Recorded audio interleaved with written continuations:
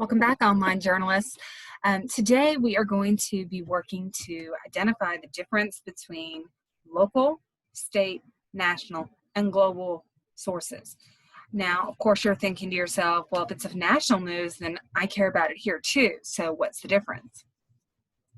Well, we're going to start with local news. Here in Millsap, any news that affects Millsap only would be local news. Now, of course, that can extend to Weatherford or Mineral Wells. Anywhere really close that is it's only going to seem important to those who live here. Now, something that happens here in Millsap, is it important? Is it relevant to somebody who lives in, say, New York? How about Australia? There's it, what? No, it's local news. Even parts of Texas. Where? So that would be local news kept on a local news source. For example, if there's a new teacher in the district, if if one of our sports teams just won a 10th game in a row, that's local news. Okay. Your state news is going to be something that impacts most areas of the state. So if Governor Abbott were to get reelected, that's state news. That impacts Millsap, of course, but it impacts San Antonio and El Paso also. So that makes it state news. It's known on a wider scale. Okay. And then look at what we have coming in November. We have a presidential election going on. That's national news. That is going to be national coverage. Yes, of course, that impacts people in Millsap. Yes, it impacts the people in El Paso and San Antonio and Lubbock. So it's Texas also, but it impacts people in Seattle and New York and Miami. So it's national. Okay. Something more on a global scale would be maybe a peace treaty that is being arranged, or we've all heard about political agreements and disagreements going on in the world. That's going to be on the world front, because the agreement or the collapse of an agreement can impact most countries in the world. It can impact different places.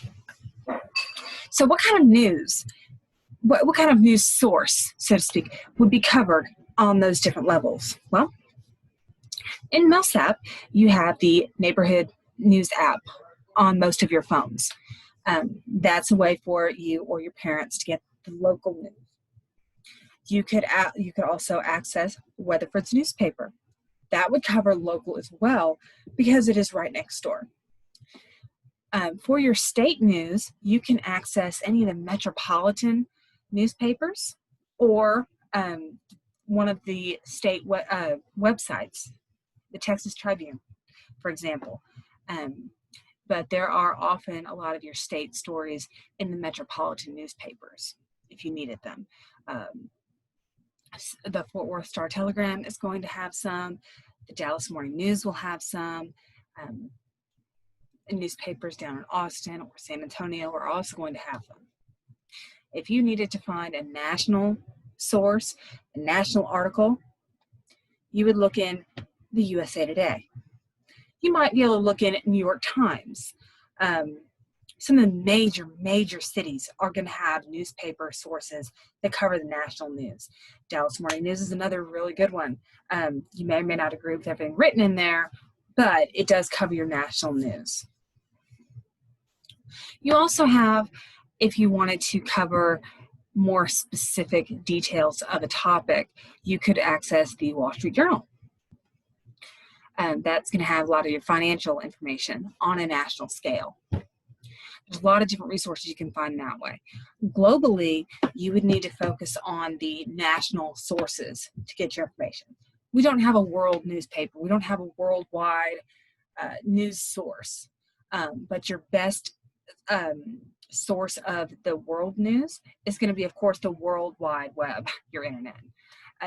You can find things from all over the world in that one little screen of your computer. Okay. So it's important for us to know the difference between those 4 areas of news. Now, of course, you can have a primary or secondary source like we discussed in our previous video. at the local level, the state level, the national level, and the global level.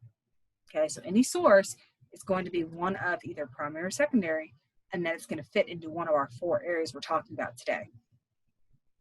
So once you finish this, watching this video, you can move on to today's assignment. Now, if you have any questions, reach out, just a quick click and an email away, and I'll get right back to you. Okay, great luck and have a wonderful day.